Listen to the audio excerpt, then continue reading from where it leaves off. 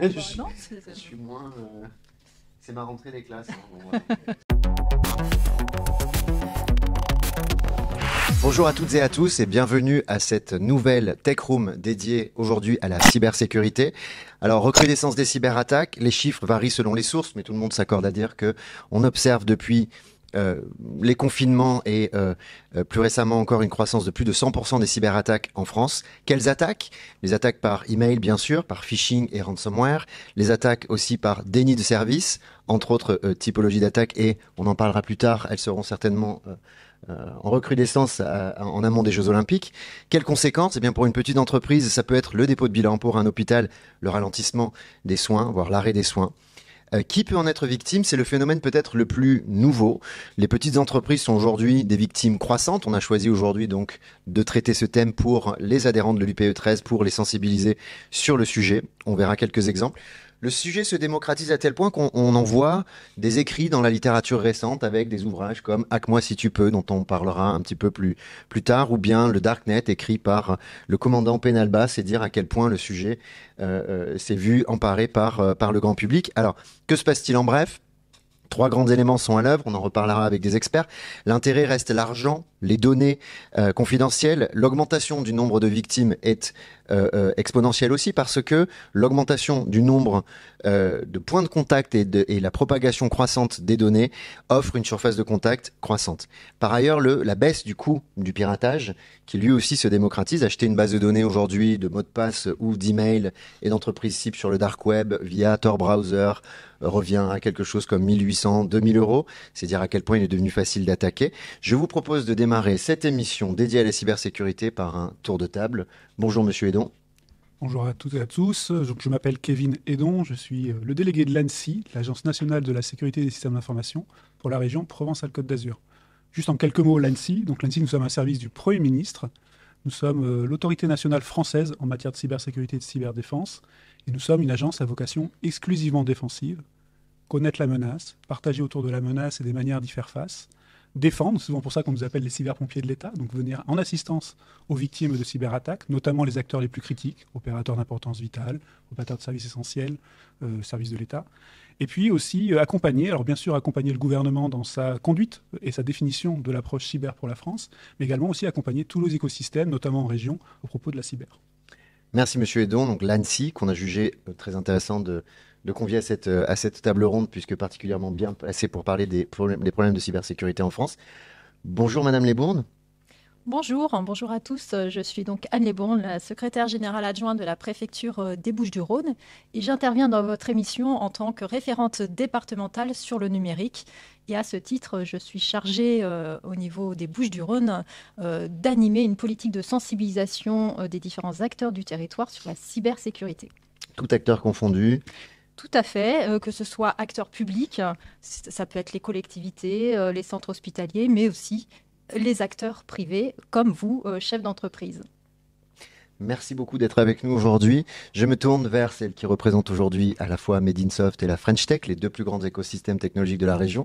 Bonjour Julie. Bonjour à tous. En effet, Julie Carcassonne, secrétaire générale de Medinsoft, qui prend le relais aujourd'hui de ma présidente Stéphanie Ragu. Voilà, je suis ravie d'être à vos côtés pour cette spéciale cybersécurité. Merci Julie. Et Thomas, enfin. Bonjour à tous, Thomas Houdaï, directeur du développement de La Plateforme, la grande école du numérique qui forme des centaines de jeunes et moins jeunes, des spécialistes notamment de la cybersécurité, de la data, de l'intelligence artificielle, du développement, et ravi aujourd'hui de participer avec vous à ce débat sur ce sujet crucial. Alors plutôt que de prendre le sujet par des chiffres, je voudrais qu'on le prenne par l'expérience. On est face à des milliers de décideurs ici qui ont entendu parler en presse et ailleurs du phénomène des cyberattaques. Je voudrais qu'on zoome sur ce que tu estimes être la potentielle cyberattaque à venir sur l'un des adhérents de l'UPE 13 en visant à faire en sorte que ton propos soit factuel et informationnel. Mais écoutez, oui, je vais m'adresser aux entreprises du territoire, aux PME, aux ETI, aux TPE, aux organisations publiques aussi, en essayant de faire un petit peu de fiction en se projetant, pour savoir finalement quand est-ce que vous allez vous faire hacker. Alors on est au mois de février 2024, un vendredi après-midi, il fait presque nuit, Il fait frais, il fait froid. Les bureaux de votre entreprise sont en train de se vider vers 17h30, 18h. Il reste Roger, votre responsable administratif, qui est là puisque vous êtes en train de faire votre clôture annuelle. Donc il est sous l'eau, épuisé, stressé par cette tâche. Il a envie de rentrer chez lui, de profiter de son week-end et de sa famille. Et puis soudain, il reçoit un mail. Alors c'est pas n'importe quel mail, c'est un mail de son président. Un mail de son président qui lui dit de faire un virement pour un fournisseur. Alors Roger, il est un peu surpris par cette demande de dernière minute en fin de semaine, mais il reconnaît bien le style de son président qui a l'habitude de lui écrire des mails évidemment assez directs. Il connaît le fournisseur. Alors il y a un RIB qui est attaché et puis Roger, voilà, dans le stress, dans cette situation, ce contexte psychologique particulier de fin de semaine aussi, et bien il va faire un virement de 100 000 € chez un fournisseur fictif, bien évidemment. Donc cette technique de hack, c'est ce qu'on appelle la fraude au président, où le hacker se fait passer pour un supérieur en imitant son style, en l'occurrence littéraire, mais il peut aussi y avoir des faits qui passent par la voix, par l'image, par la vidéo. Alors ce qui est intéressant, c'est un type de fraude bien particulier qui nécessite une certaine expertise de la part du hacker, parce qu'il faut simuler d'une façon crédible un supérieur hiérarchique. Et ce qu'on constate, c'est que ça se développe de plus en plus parce que, notamment, l'innovation, les technologies, l'intelligence artificielle, tout ce qu'on voit aujourd'hui dans les médias, tout ce qu'on suit, permet à des hackers d'accéder assez facilement à ces nouvelles technologies. Donc, ce type de fraude au président, c'est pas la fraude la plus répandue, mais ça peut vous arriver. Ça peut arriver à quelqu'un dans votre entreprise. Aujourd'hui, pour reprendre un petit peu de hauteur par rapport à ces sujets-là, ce qui est clair, c'est que le principal point de faiblesse et risque de fraude pour les entreprises, ça passe par l'email. Alors, il y en a d'autres, mais majoritairement, pour les PME, les ETI, c'est ça. Ça peut être donc des emails de phishing, dont vous avez entendu parler. Donc ça, c'est un mail qui usurpe une organisation de confiance. Vous recevez un mail de votre banque, des impôts, qui est évidemment un fake et qui va vous demander de cliquer sur un lien où on vous demandera des informations personnelles qui vont être derrière utilisées par le hacker pour être revendu ou utilisé pour une nouvelle attaque. Vous avez des fraudes de type malware. Donc là, c'est un mail qui vous incite à ouvrir, à télécharger un exécutable, donc un petit programme qui va venir s'infiltrer dans votre poste et dans le système d'information et qui peut tout bloquer jusqu'à aller avec jusqu'à des demandes de rançon de hackers, ce qu'on appelle le rançongiciel, le ransomware. Et quel que soit finalement le type de société, quel que soit le type de collaborateur que vous avez, il y a des gens, des experts techniques, il y a des gens qui sont finalement où on se dirait qu'ils ne pourraient pas être pris par ce type de faux. Et ben en fait, ce qu'on constate, c'est que ça arrive et ça arrive à tout le monde. Les grandes entreprises sont toujours, vous me corrigerez si j'ai des bêtises, mais d'après la littérature, les plus ciblées, parce qu'elles, alors même si elles sont mieux armées, il y a beaucoup plus des équipes cyber, elles sont préparées. Il y a tellement, comme tu le disais tout à l'heure Thomas, de points d'entrée dans une grande entreprise, il y a tellement aussi de données et de leviers pour que le hacker gagne de l'argent. Donc c'est encore une cible très importante. Dans la région, on a vu il n'y a pas très longtemps des entreprises comme CMA CGM, comme Bourbon, comme Colis Privé subir des cyberattaques. Mais c'est vrai que le développement le plus important se fait sur la cible des PME et des TPE qui sont moins bien protégés, qui sont moins bien sensibilisés et qui deviennent aussi pour les hackers des cibles intéressantes. C'est-à-dire que le hacker, tu en parlais tout à l'heure, c'est un businessman, il faut qu'il ait du retour sur investissement sur ses actions. Et donc, il y a quelque temps, c'était un petit peu compliqué, ça valait pas le coup forcément de s'attaquer à des PME, des TPE. Aujourd'hui, ça change parce que les outils, parce que la facilité pour les hackers de lancer des attaques multiples fait que c'est un marché qui se développe vite. Et puis, tu en parlais aussi, les institutions publiques, les organisations, les collectivités, les établissements de santé. Là, je lisais récemment que le CHU de l'Essonne a subi une attaque la semaine dernière, je crois, qui a bloqué... Non, ça, c'était l'an dernier, je confonds, qui a bloqué son système d'information pendant 2 mois. Poussant les équipes à revenir au stylo et papier, un petit peu gênant. L'hôpital a refusé de payer une rançon de 10 millions de dollars. Ces derniers jours, c'est la commune de Beton, au nord de Rennes, qui a été victime d'une cyberattaque de type rançongiciel avec le virus Medusa. Et là, les hackers demandent une rançon de $100 000. Donc le système d'information est bloqué, l'entreprise est complètement, en l'occurrence la mairie, paralysée. Donc ce sont vraiment ce type de risques qu'aujourd'hui courent finalement toutes les entreprises. Et pour synthétiser tout ça et que vous ayez quelque chose de simple à retenir, donc retenez que la cybersécurité, vue de la part du côté du hacker, c'est un business qui se développe fortement avec un marché florissant, un énorme potentiel partout, des nouveaux produits, des nouveaux services. Et donc l'enjeu pour les entreprises, c'est de se préparer. C'est pas tellement de comprendre si elles vont être attaquées, parce que globalement, elles vont l'être toutes plus ou moins à un moment donné. C'est plutôt quand. Et donc d'essayer d'identifier les risques et ce qu'elles peuvent faire. Donc je crois qu'on reviendra tout à l'heure sur les solutions techniques. Il y a évidemment des fournisseurs de firewall, d'anti-spam et de backup, de SI. Il y a plein de solutions techniques qui existent sur le marché. Mais c'est surtout la formation, la sensibilisation des collaborateurs qui va faire qu'à un moment donné, une entreprise sera plus résistante qu'une autre. Voilà ce que... Alors très bien, on a un peu plus de compréhension sur ce que peut être l'expérience d'une attaque et avec les quelques éléments que tu partages ici. Je me tourne vers vous, Monsieur Edon, et vers vous, Madame Lesbournes. Quel est le rôle de l'État finalement dans cette protection ou quelque part dans cette prévention, puis ensuite dans l'aide quand il y a une occurrence d'attaque. Mais peut-être avant de plonger dans le sujet, est-ce que plus largement que ce que l'a fait Thomas, pourrait donner un état du panorama, un panorama de la menace actuelle observée en France? Très volontiers. Alors déjà, merci pour l'exemple et je vais l'éclairer de ce que finalement observe l'ANSSI. Sachant que je nuance de suite, ce qu'observe l'ANSSI, ce n'est qu'un bout de ce qui se passe en France. Évidemment, on voit beaucoup mieux ce qui se passe sur les opérateurs critiques. Et après, ça dépend des signalements que nous font les entreprises, les collectivités. Alors, contrairement à une légende urbaine, nous, au niveau de l'ANSSI, nous observons plutôt un niveau constant de la menace sur ces dernières années, notamment 2021-2022. Néanmoins, ce niveau constant, il est là, il est haut. Donc on reste sur une menace élevée. Et ce qu'on observe, et ce que vous commenciez à citer tout à l'heure, c'est qu'on est vraiment sur un secteur qui est devenu un secteur presque économique, illégal, mais économique, avec des attaquants qui se professionnalisent et se spécialisent de plus en plus. Vous allez avoir des gens qui vont être spécialisés pour développer le logiciel pirate qui va permettre de rentrer. Mais une fois qu'ils ont développé leur logiciel pirate, ils vont le vendre avec une version donnée à d'autres acteurs qui, eux, vont aller rentrer dans le système, donc exploiter le logiciel pour rentrer. Et une fois qu'ils sont rentrés dans votre entreprise, ils vont s'arrêter. Et ils vont dire, sur le darknet par exemple, voilà, j'ai l'accès à cet endroit-là, voilà les privilèges que j'ai. Si quelqu'un veut me l'acheter, je peux vous le laisser. Quelqu'un d'autre va acheter, va exploiter. Donc là, ça peut être voler des données, ça peut être les chiffrer pour après pour demander une rançon. Et donc toutes ces informations-là, tous ces outils-là sont vraiment sur un secteur économique. Donc des acteurs de plus en plus spécialisés, il y en a aussi qui vont héberger ça de manière la plus protégée possible pour éviter que les forces de l'ordre viennent les enlever.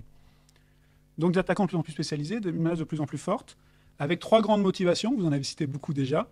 L'appât du gain, c'est ce que vous disiez tout à l'heure, finalement c'est presque rentable, en tout cas c'est ce qu'ils vont chercher, c'est une rentabilité sur l'attaque. L'espionnage, l'espionnage industriel, l'espionnage plus stratégique, plus en lien avec les États. Et puis la déstabilisation, le sabotage, comment l'on peut perturber un grand événement sportif, comment l'on peut perturber quelque chose de manière à passer un message, ce qu'on appelle du hacktivisme par exemple, ou en gagner un intérêt géostratégique. D'accord ? Ce sont ces motivations-là que l'on a. Et par rapport à ce que vous disiez sur le public des gens qui nous écoutent aujourd'hui, en fait il va y avoir deux grands types d'attaques. L'attaque ciblée. Le pirate ou la pirate vous en veut à vous. Pour plein de raisons. Parce que vous avez de l'argent, parce que vous avez une activité critique, parce qu'il vous en veut juste pour des raisons politiques, industrielles ou autres. Et puis l'attaque opportuniste. Et l'attaque opportuniste, c'est ce qu'on commençait à décrire tout à l'heure. L'attaque opportuniste, le pirate, il vous en veut pas à vous au départ. Vous n'êtes même pas une cible.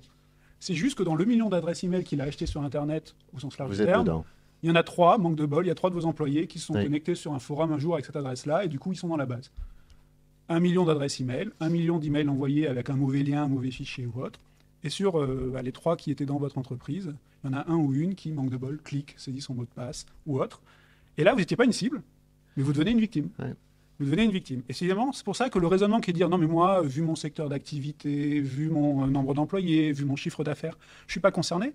Mais en fait, manque de bol, si, parce que justement, vous pouvez être victime de cette attaque opportuniste. Et cette attaque opportuniste, elle peut aussi venir par des rebonds. Quelqu'un avec qui vous êtes en lien informatique se fait toucher, et soit par un bête mail, soit par une connexion automatisée, va propager le virus chez vous. Et donc là, on a bien ce sujet-là qui est de dire finalement, toutes les entreprises sont concernées parce qu'elles sont forcément dans cette fameuse base du million d'emails, un ou un autre, et donc on va être touché. En revanche, c'est vrai qu'on va être avec des attaquants qui vont vous chercher dans une logique de pure rentabilité. Ça, c'est la bonne nouvelle. La bonne nouvelle, c'est quand même une logique de pure rentabilité. Si vous avez un certain niveau d'hygiène informatique, si votre maison a des volets fermés, une porte fermée, un grillage, eh ben, le pirate, vu qu'il avait 150 maisons devant lui, il ne va pas aller chez vous. Il va aller sur la maison qui a le portail grand ouvert et la fenêtre ouverte. Donc c'est pas la bonne idée, c'est de pouvoir se protéger contre ce type d'attaquants avec de l'hygiène informatique. Et nous, aujourd'hui, c'est ce qu'on observe, puisqu'au niveau de l'ANSSI, alors que je vous le disais, on est quand même d'abord et avant tout focalisé sur des acteurs critiques.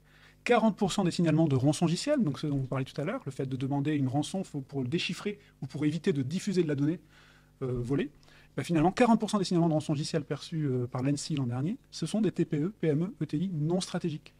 Donc c'est vous dire à quel point aujourd'hui elles peuvent être aussi ciblées par ces attaques. Et est-ce que vous estimez qu'il peut y avoir une recrudescence de signalement, parce que le taux de signalement est aussi forcément le dénominateur de ce qui va remonter à l'ANSSI. Est-ce qu'il y a moins de complexes pour finalement faire ces déclarations et être aidé, ou est-ce qu'il est... Ça, c'est une vraie réalité aujourd'hui dans les collectivités territoriales, qui clairement aujourd'hui ont compris maintenant l'intérêt d'aller discuter avec une préfecture, d'aller discuter, alors bien sûr avec les forces de l'ordre, on en reparlera tout à l'heure, et discuter avec l'ANSSI. Pour les entreprises, c'est en train de se faire. Oui. Elles commencent à comprendre qu'on est dans une logique bienveillante, qu'on va aussi tous préserver la confidentialité. Typiquement, l'ANSSI va vraiment garder la confidentialité. On dit qu'on ne parle jamais pour les victimes, c'est vraiment ça.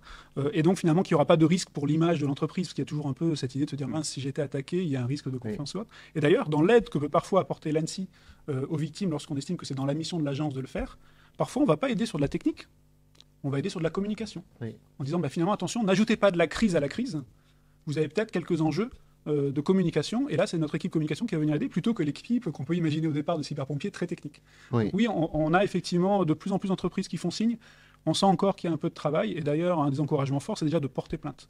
Oui. Pour plein de raisons qu'on aura peut-être le temps de détailler tout à l'heure. Alors, vous disiez, je reviens sur un point où vous disiez les organismes d'intérêt vitaux étaient dans le périmètre, donc les grandes institutions stratégiques pour le bon fonctionnement de l'État étaient dans le périmètre de l'ANSSI, mais on a observé quand même récemment, sur ces 2 dernières années, une recrudescence des interventions, une croissance des interventions de l'ANSSI sur d'autres secteurs, et finalement, on voit également se profiler avec la réglementation européenne NIS 2, qui vise finalement à étendre le champ d'intervention, le champ d'obligation de cybersécurisation par les entreprises concernées. Finalement, est-ce qu'on ne va pas se retrouver dans une situation où on va faire peser un poids croissant sur les entreprises dans des segments de plus en plus bas qui vont devoir assumer financièrement une protection accrue? Comment vous voyez cette pression réglementaire redescendre sur les secteurs qui nous écoutent aujourd'hui? À quelle échéance et avec quelle implication? En fait, la cybersécurité en France, nous la traitons par cercle concentrique.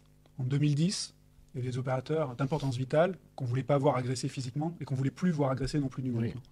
Après, on s'est dit, il y a des acteurs qui sont peut-être moins critiques, mais qui sont quand même importants pour la santé, pour d'autres sujets. Et donc là, on a voulu avoir des opérateurs de services essentiels. Oui. Et effectivement, on a commencé à leur dire, là aussi, il faut que vous vous mettiez en sécurité. Ce qu'on observe aujourd'hui, c'est que ces acteurs-là ont encore toujours du chemin à faire, c'est évident, parce que la menace continue d'évoluer. Pour autant, on commence à avoir un déport de ces attaques vers d'autres acteurs, ce qu'on pourrait appeler la supply chain, finalement des acteurs qui sont de taille moins grande. Alors supply chain au sens large du terme, c'est finalement l'écosystème des fournisseurs critiques. Les collectivités aussi ont les attaques qui se déportent vers eux. Et donc il y a bien sûr l'accompagnement, et c'est l'idée. Et puis vraiment l'idée de dire, attention, il faut qu'on change d'échelle. Parce qu'en fait, le poids qui pèse aujourd'hui, ce n'est pas un poids de réglementation, c'est un poids des attaques. Aujourd'hui, ce qui fait mal, c'est pas d'acheter un firewall, je caricature, c'est pas que ça la sécurité. Ce qui fait mal aujourd'hui, c'est pas d'acheter un équipement de sécurité. Ce qui fait mal, c'est de prendre une attaque, que ce soit une attaque, alors un peu moins cyber, mais du type effectivement fraude au président ou un rançongiciel. C'est ça qui peut faire couler l'entreprise aujourd'hui. Donc on a effectivement un enjeu à dire attention, c'est important, il faut se protéger. Et donc il y a effectivement une volonté qui a été portée au niveau de la Commission européenne, qui est de dire on va faire évoluer la directive qui parlait des opérateurs de services essentiels, pour dire, aujourd'hui, il y en a quelques centaines, pour donner l'exemple en France, peut-être qu'il en faudrait plus, et leur dire, là maintenant, c'est vraiment un sujet, il faut travailler. Et donc, comment ça va se passer? Vous avez raison, on ne peut pas demander tout à tout le monde. On ne peut pas demander le même niveau de protection à tout le monde. Par contre, ce qui est prévu aujourd'hui, ça on peut déjà en parler, parce que ça a bien avancé, le texte a été voté au niveau de l'Europe, maintenant on est en train de le transposer en France, c'est dire, il va y avoir des entités essentielles, là oui, il faut mettre le paquet, il faut se protéger. Il peut y avoir des entités importantes. Et l'entité importante, mais tout à l'heure, j'ai parlé d'hygiène informatique. Alors, je ne sais pas encore, le détail va être traduit, transcrit, on n'a pas encore les textes. Mais j'allais vous dire, on va être dans une logique qui est de dire, ça serait bien d'avoir un minimum de sécurité. Ça relèvera de la recommandation. C'est ça. Et on va avoir, ou peut-être de l'obligation, mais de l'obligation à un niveau qui est proproportionné à ce qu'on va demander. Au niveau de risque estimé dans le... Et l'idée, c'est d'accompagner d'abord. C'est-à-dire que typiquement, on est dans une transposition qui peut se faire dans certains délais, avec des choses qui peuvent se faire tout de suite, des choses qui se font un peu plus longtemps. Mais encore une fois, dans une logique de se dire, il y a des mesures de sécurité, et finalement, chez vous, vous ne posez plus la question de fermer la porte quand vous partez. Ou alors vous avez la chance de vivre dans un endroit extrêmement sympathique. Oui. Mais pour le coup, c'est un peu la même chose. C'est-à-dire, à un moment ou un autre, maintenant, on va quand même se dire que la porte, ça serait bien de la fermer aussi d'un point de vue numérique. C'est ça qui va se passer. Et vous auriez un ou deux exemples d'obligations possibles de bon sens, de niveau qui... Aujourd'hui, les obligations qui existent avec la directive Nice 1, qui existent donc pour les opérateurs de services essentiels actuels, elles sont connues, elles sont publiées sur le site internet. Et vous avez à la fois des obligations de comprendre ces risques, vous avez des obligations, et donc ça, on va en revenir juste après dessus, mais donc comprendre ces risques, vous avez le côté commencer à se protéger, avoir des mesures d'hygiène, vous avez le côté capable de détecter et de signaler un incident. Là, on parle d'entités essentielles.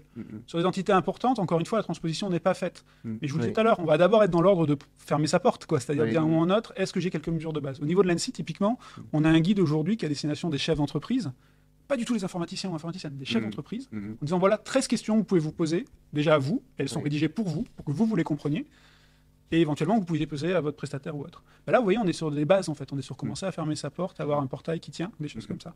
Et donc la proportion, c'est déjà ça. Encore une fois, les transpositions sont en cours, mais on a ça. Et par rapport à ce qu'on disait tout à l'heure, on ne fait pas de la sécurité pour se faire plaisir. J'espère qu'on ne fait pas de la sécurité que pour obéir à une réglementation, parce que c'est la pire des raisons. On fait d'abord une sécurité pour se protéger. Et déjà, la première question que se posait un chef d'entreprise, et encore une fois, ce n'est pas une question d'informaticien ou d'informaticienne, c'est une question de chef d'entreprise, c'est pourquoi je veux me protéger et qu'est-ce que je veux protéger. Et là, on pourrait dire qu'il y a deux grandes questions. Quels sont mes joyaux de la couronne? Quelles sont les choses qui, pour moi, sont critiques, parce qu'elles me donnent de l'avance sur le marché, parce qu'elles vont me permettre de me développer dans les 5 ans à venir? Donc ça, je veux le protéger, en termes de confidentialité, par exemple. Et quels sont mes rouages critiques? Les trucs où, a priori, c'est pas hyper confidentiel. Mais si ça s'arrête, je suis fini. Rouage critique, joyau de la couronne, on pourrait y rajouter les obligations contractuelles ou éventuellement des obligations type protection des données personnelles. Ça, c'est vraiment au chef ou à la chef d'entreprise de se poser la question de se protéger. Et ça, il n'y a pas besoin d'attendre une réglementation, en fait. C'est de se dire, ça me coûterait tellement cher de les perdre que ça vaut le coup que j'y réfléchisse maintenant. Alors justement, je me tourne vers vous, Anne Lesbourne, vous incarnez l'État, puisque vous êtes, vous représentez la préfecture aujourd'hui du département. Si j'élargis un petit peu l'aide potentielle que l'État, on a parlé ici de l'ANSSI, qui est une organisation étatique dont le rôle est de garantir un certain niveau de sécurité en France. Quelles sont les perspectives de la préfecture sur ce sujet? Alors peut-être pour compléter le panorama national qui a été dressé par Monsieur Hédon, rappeler déjà que le président de la République accorde une attention particulière aux enjeux numériques, aux menaces cyber. Depuis 2021, il y a une politique prioritaire en la matière qui se développe au niveau national. Et au-delà des outils très opérationnels mis en place par l'ANSSI, on l'a rappelé, il y a des outils réglementaires européens. Oui. Mais de plus en plus, au niveau national, le gouvernement, les parlementaires réglementent cet espace de liberté qui est le cyberespace. C'est très positif parce qu'on peut faire plein de choses, mais on voit aussi tous les travers parce que c'est un espace où se développent des réseaux criminels multiples. Donc l'idée, c'est aussi d'agir au niveau réglementaire pour que cet espace de liberté soit quand même encadré d'un point de vue réglementaire. Donc, un exemple concret, par exemple, récemment, vous avez eu la loi sur les influenceurs qui permet déjà sur Internet d'encadrer, par exemple, cette activité qui n'était pas... voilà, donc il y a beaucoup de choses qui se fondent. Ensuite, il faut aussi avoir des outils en matière d'investigation judiciaire. Et là aussi, l'État se dote de moyens humains en termes de personnel, en termes de formation, pour avoir des outils vraiment concrets. Donc au niveau national, on a par exemple, au niveau judiciaire, un parquet spécialisé sur tous les enjeux numériques et les fraudes numériques. Dans le cadre de la LOPMI, donc la LOPMI, c'est la loi d'orientation et de programmation du ministère de l'Intérieur, il est prévu par exemple de former 1500 cyberpatrouilleurs. Donc ce sont des policiers, des gendarmes. Concrètement, sur le département, en 2022, on a eu par exemple 377 policiers et gendarmes formés sur les enjeux cyber. Donc l'idée, c'est d'avoir par exemple dans chaque brigade de gendarmerie un référent, un gendarme ou un policier qui soit au fait des enjeux cyber et auquel la victime, que ce soit une entreprise, une collectivité, puisse s'adresser soit en termes de prévention, soit en termes d'attaque. Donc ça, c'est j'allais dire, un schéma un peu général de muscler en fait la réponse de l'État déjà en interne sur ces enjeux cyber. Ensuite, le haut fonctionnaire de défense du ministère de l'Intérieur a souhaité que, évidemment, cette politique se décline au plus près de chaque territoire et de chaque département.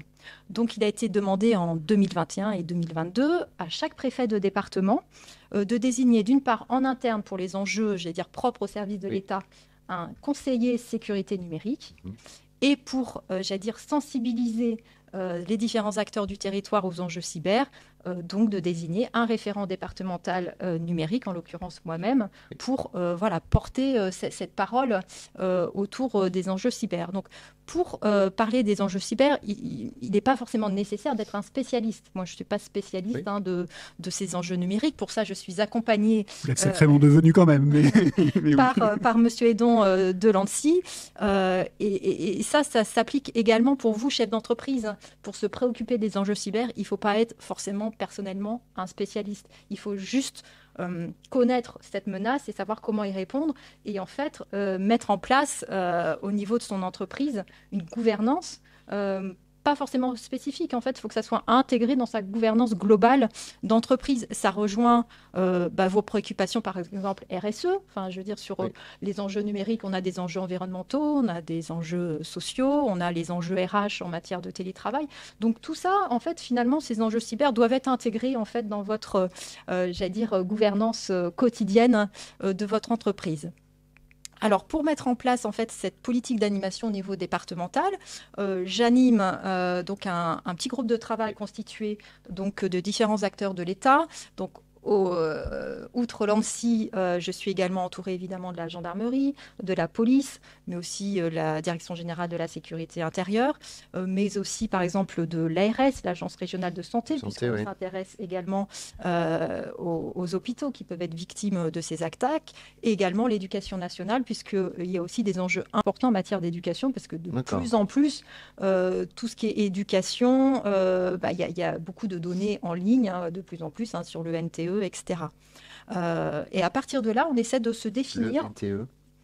C'est l'espace numérique de l'éducation nationale, où souvent c'est un espace d'échange entre souvent l'établissement scolaire, les professeurs et les élèves et les parents aussi. Donc ça brasse un certain nombre de données. Donc il est important aussi d'avoir cette hygiène numérique sur cet espace-là. En matière d'action, donc très concrètement, moi je m'intéresse à l'ensemble des types d'acteurs, on l'a dit tout à l'heure, public, privé. On a une attention particulière pour vous, chefs d'entreprise, parce que comme ça a été dit, 50% des attaques, ce sont des PME, des ETI qui sont victimes.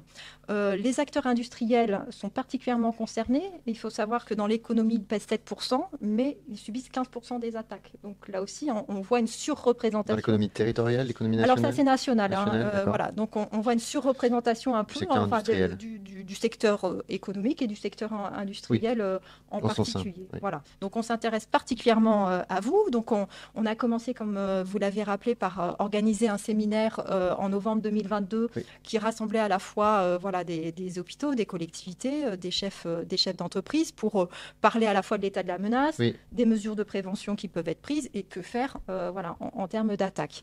Ensuite, on va essayer de travailler avec les secteurs qui nous semblent particulièrement en jeu. Prochainement, le 10 octobre, on organise un séminaire à destination des entreprises de la défense en partenariat avec l'ANSSI et avec la DRSD, qui est la Direction du renseignement et de la sécurité de la défense. On a également identifié un secteur qui nous semble assez stratégique, c'est le secteur de l'eau. Alors, ce n'est pas forcément le premier secteur auquel on pense en matière de cybersécurité, mais on voit bien qu'avec nos enjeux de changement climatique, de sécheresse, etc., c'est un secteur évidemment important. Donc là aussi, on aura une petite réunion de travail avec les acteurs de l'eau. Donc voilà un petit peu les différents types d'actions qu'on peut mener. Donc un muscle judiciaire, une capacité à enquêter en cas de cyberattaque.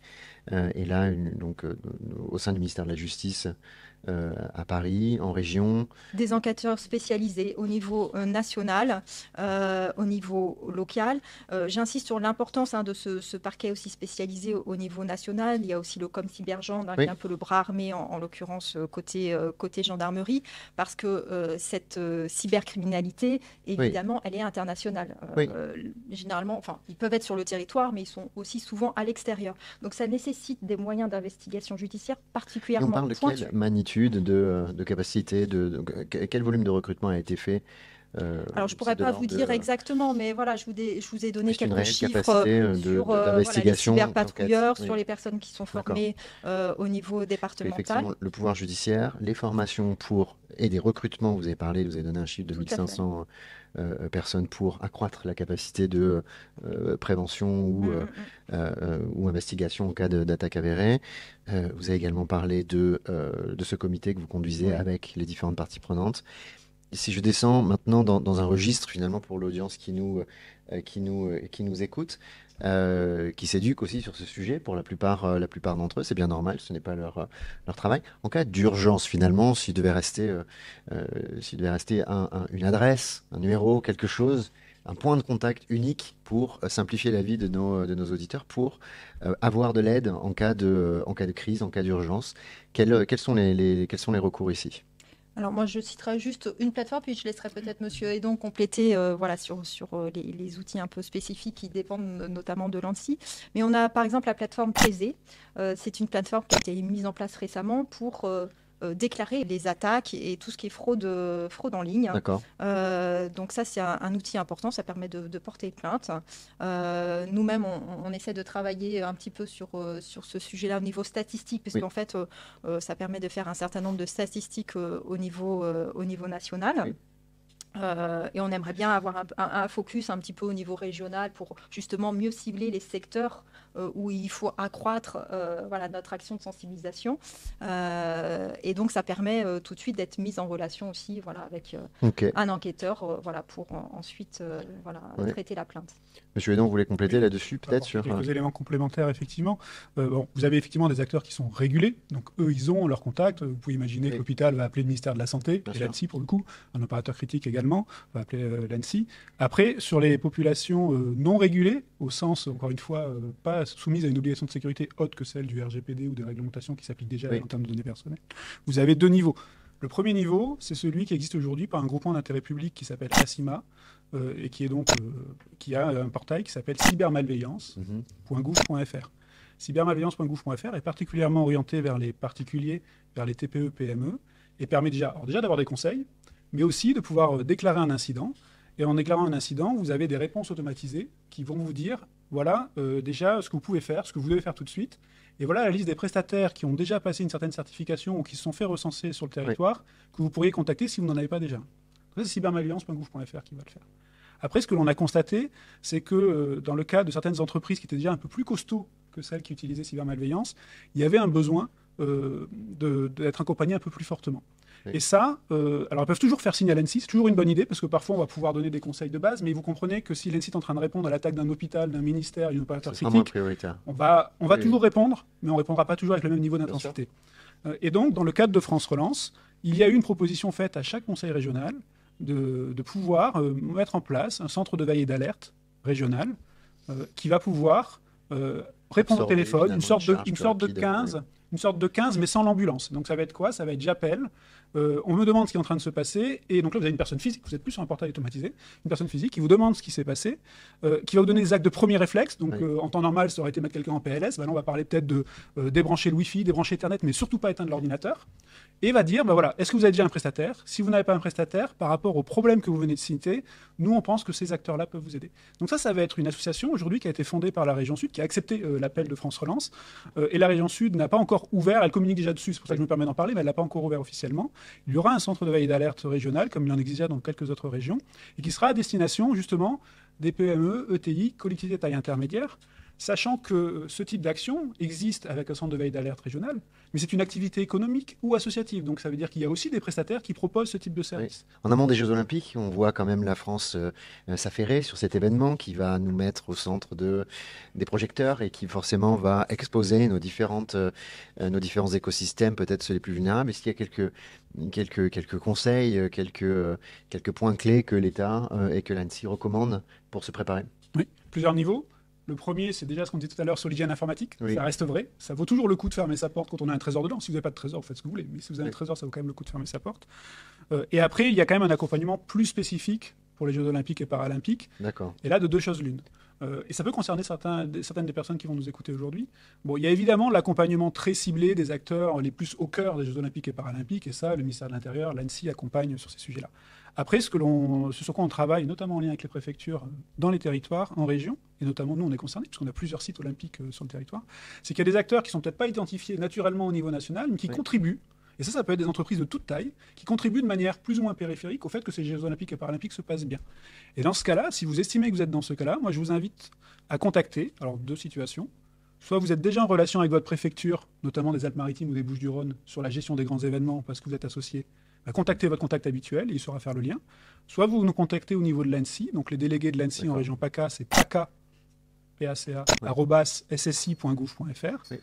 Et dans ce cas-là, si effectivement on estime que ça a du sens de vous accompagner un peu plus particulièrement, on vous donnera facilement accès à la fois à de la veille, à des conseils spécialisés, et durant le temps de la préparation et du déroulement des Jeux Olympiques et Paralympiques, on peut même vous donner accès à des outils que met à disposition l'ANSSI d'habitude que pour ses bénéficiaires. Oui. Donc, encore une fois, faites-vous connaître soit à la préfecture, soit à l'ANSSI avec paca@ssi.gouv.fr, dans un contexte où vous contribuez au bon déroulement des Jeux Olympiques et Paralympiques. Là, on pourra vous accompagner encore un peu plus. Alors, je me tourne vers toi, Julie. Merci, Monsieur Edon. Julie, il est des entreprises qui se donnent aussi des missions, c'est une mission un petit peu de service public, à en entendre nos intervenants. Quels sont un peu, dans les écosystèmes nationaux ou régionaux, et peut-être plus particulièrement régionaux, si on réfléchit à une certaine échelle de proximité, les acteurs qui sont susceptibles, à différents points de la chaîne de valeur de ce sujet qu'est la cybersécurité, d'aider les entreprises qui nous écoutent aujourd'hui? Alors, merci. Tu sais que Made in Soft est une association qui accompagne les entreprises dans leur transformation numérique et digitale. Et donc, forcément, la cybersécurité est un enjeu pour nos entreprises du territoire pour pouvoir se protéger au mieux. Et donc, on a recensé, en effet, dans l'écosystème, différentes entreprises, différents offreurs de solutions qui sont capables d'aider concrètement nos entreprises du territoire pour la sécurisation de leurs données, mais aussi, bien sûr, de leur business au sens large. Alors, déjà, pour commencer, il faut savoir, où vous en êtes. Il y a différentes étapes, on l'a déjà entendu à plusieurs reprises dans les échanges, plusieurs étapes pour commencer à travailler sa sécurité. Déjà, le premier point, c'est de faire un diagnostic. Pour faire un diagnostic, on a sur le territoire différentes entreprises qui interviennent, comme Effective Yellow, qui est dirigé par Frédéric Villanova et qui va permettre de prendre conscience de votre niveau de sécurité. C'est plutôt une société de service. Et société de service, exactement. Nous avons également sur le territoire Proactive qui va aider à identifier, là pour le coup, les vulnérabilités de façon précise. Et Géry, qui propose aussi des solutions pour renforcer votre sécurité informatique. Géry qui est basé à Toulon, qui a fait une splendide levée de fonds récente, effectivement. Exactement. Et donc ensuite, pour une protection plus active, vous pouvez compter sur des entreprises telles que WeSecure, qui va vous aider à mettre en place des mesures de protection précises. Nous ne pouvons pas parler de mesures de protection sans évoquer, bien sûr, Mail in Black, qui développe également une plateforme cybersécurité qui est alimentée par de l'intelligence artificielle et qui va protéger les entreprises, mais aussi, on l'a vu, c'est très important, former les collaborateurs. Enfin, et si malgré, avec toutes ces mesures, vous vous retrouvez confronté à une situation critique, sachez qu'il existe des entreprises qui sont dédiées à ces situations critiques. On a Atempo qui intervient en cas de brèche de sécurité pour minimiser les dégâts. Nous allons également avoir EOLink qui offre des solutions de gestion de crise en cas de cyberattaque.